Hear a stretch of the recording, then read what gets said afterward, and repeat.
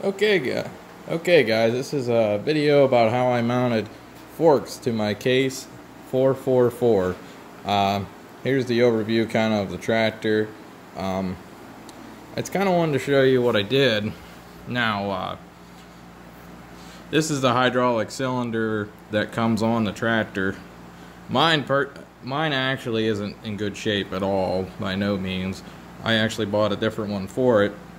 But you can use this. Now all I did was the original plow, which I do have. I went ahead and took it off for now, and I made up a set of forks. Now all this that you're seeing in here welded on, I know it's kind of hard to see. It's up to you if you'd want to weld it to your tractor. Honestly, you could build the brackets without welding it. I only use it for this purpose, but you don't have to. All I did was move the cylinder from underneath there where the deck lift was, moved it up to here, and you can see the brackets I built. Now the plow itself is still there.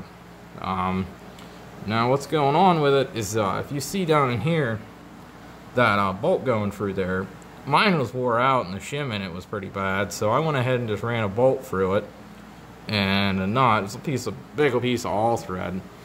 Now, for the actual fork part of it, it's very simple. Sorry, I'm not a camera person, but all it is a piece of 2x2 square tube with a 45 cut in the front with a cap. And now there is a piece of sorry, it's so shaky. This is 2x2 square tube there. Went ahead and sat that down on it. I went ahead and used the factory plow pin, because your plow will come off of these.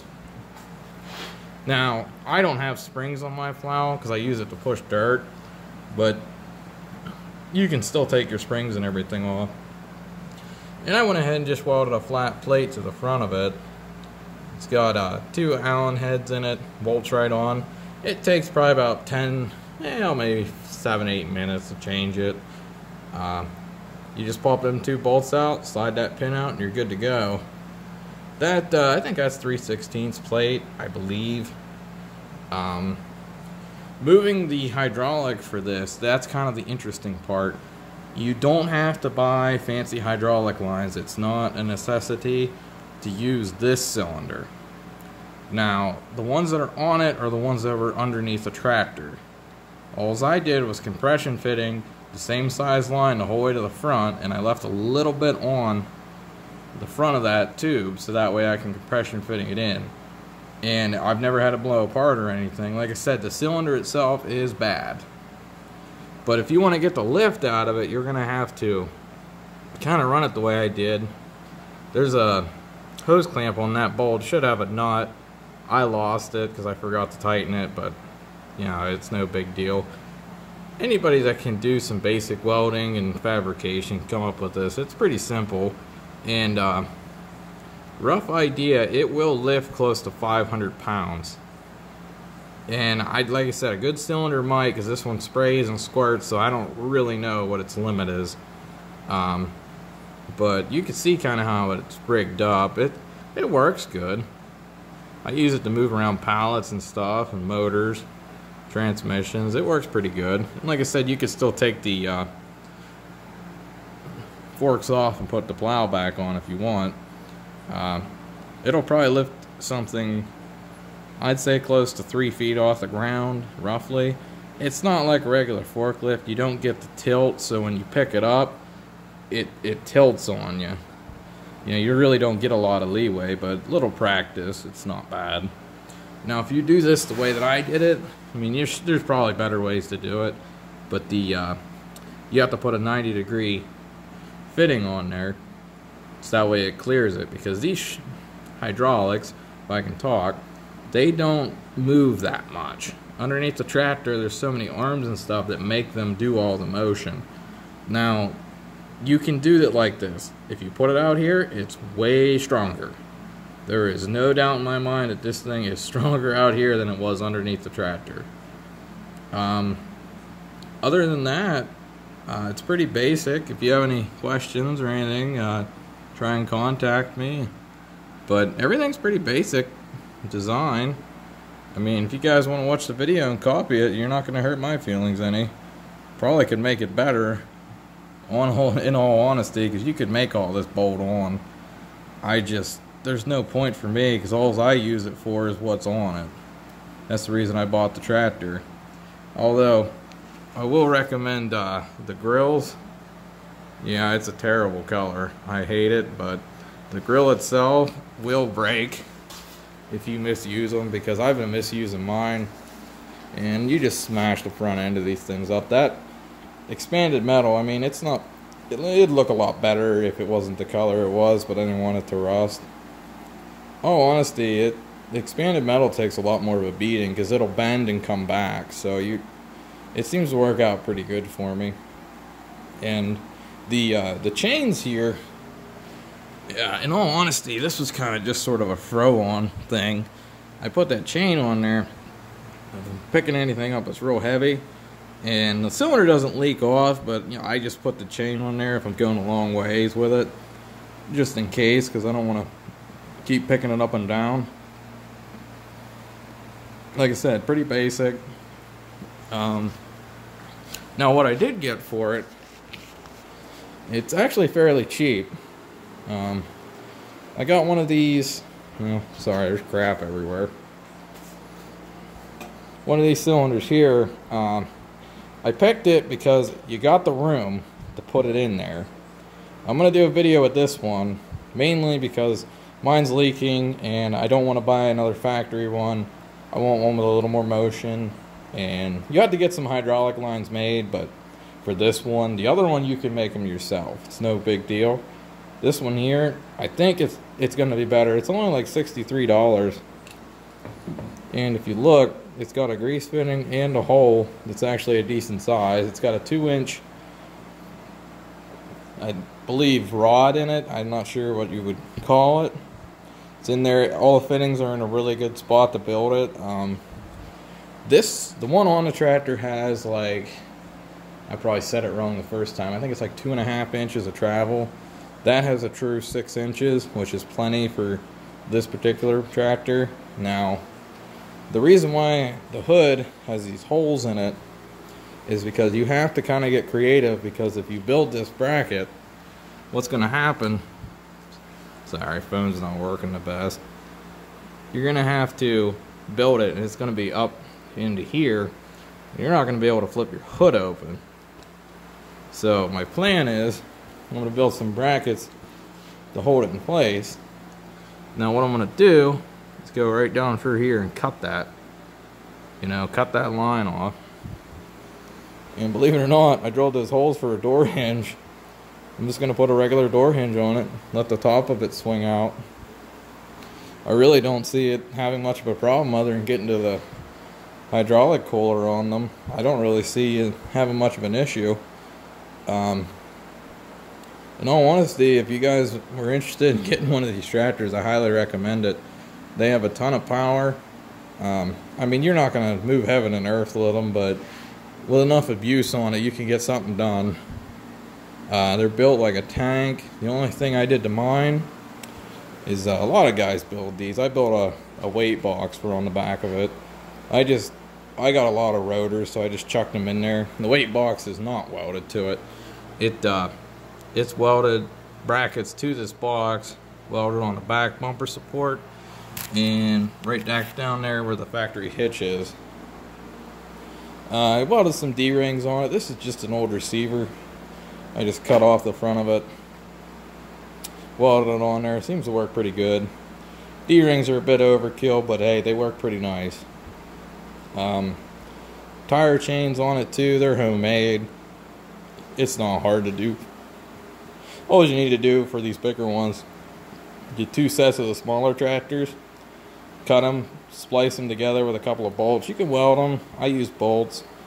It doesn't puncture the tire. You just got to make sure you cut the actual stud off of the bolt, or you just get an actual lag bolt would probably work a little better.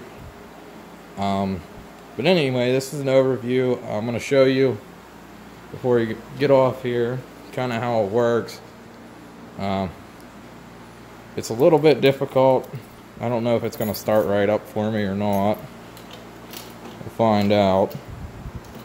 Again, bear with me, I'm not a camera person.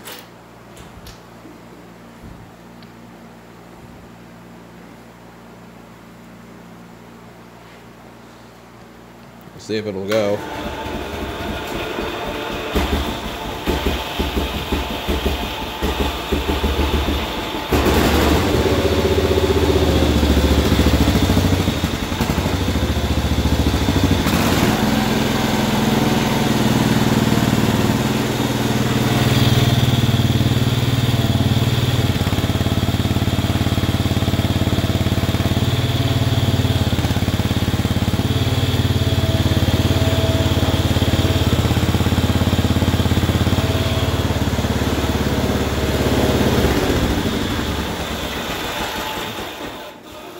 It's a little cold-blooded, even though it's warm in here.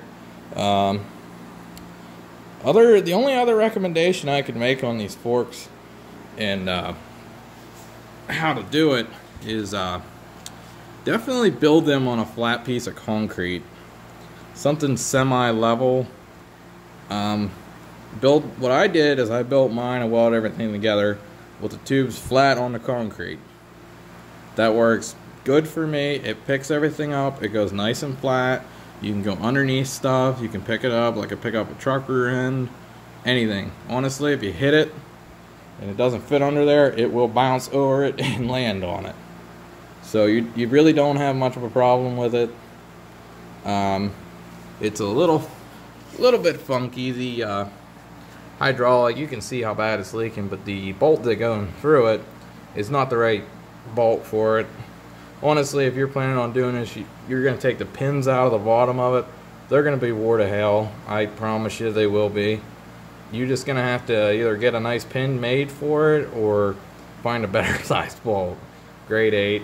And on the top here, the only other thing I could recommend is this piston inside of here. You can see there's some goober up in there. But when you take that pin out, these will come apart. Like the actual cylinder will come out of the back of it without the pin. I don't know if that's normal. I don't know. This one did it, so I went ahead and just kind of ran some tack welds in there. And that's not actually what fried this cylinder. It's been leaking. I probably didn't help it, but I just ran some tack welds. You don't have to. Like I said, it doesn't hurt because I'm pretty sure they're not supposed to do that. But all I did, as you can see, I just shimmed it with 2 washers on both sides, ran it right through that regular housing. Just make sure that your metal line right here, make sure you're not putting it up and down and it's banging off of crap. I don't think these cylinders are built the best, so I don't think that'll last too long. But like I said, it's pretty basic. Do a little fabrication and some compression fittings and some line.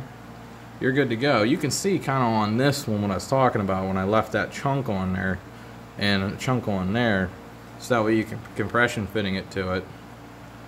But any other questions? I'm going to make a video with the new cylinder on it. You might not want to go quite the extreme that I am with it, but you know, it's got the hydraulic pump to do it, so you might as well give it a shot. It's great just for moving stuff around. I mean, it'll pick up about anything you want it to. These forks, I believe they will bend. They're only 1/8 inch walled. If you get something super heavy, it probably will bend them. But just kind of be careful. If you got a heavy load, just try and get them as close to here as you can. It maximizes your lifting power too with the smaller cylinders. Again, you can take this design and make it bolt on. I don't see a problem in that. You could, honestly, if you really wanted to, you could probably run T-fittings so you can keep the cylinder under the tractor and have it on the front. They do make them. You can have a hydraulic shop make them. They're pretty basic.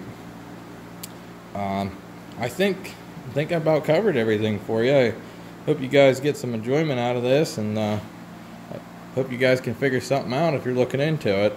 But remember, these hydraulic pumps on these, they will run bigger hydraulics. They are not little. The one on this has been replaced. I really don't. I'm estimating it's probably around 2,500 psi, maybe 2,000. I mean, it's enough you can do some damage, and you can run whatever you want. You could put a high lift setup on this thing, or like front end loader. It'd be easy. I planned on doing that, but the problem is it's just the cylinders cost so much, and you know, I really don't dig that much. I do more pushing and plowing than I do anything. But yeah, any questions or anything, give a comment in the bottom. I'll look through them, and I'll try and answer you the best I can. Like I said, my design is not perfect. It never will be. But it works. It works for what I want it to do, and if this is something you want to do, I highly recommend it. Alright, thanks guys. Bye.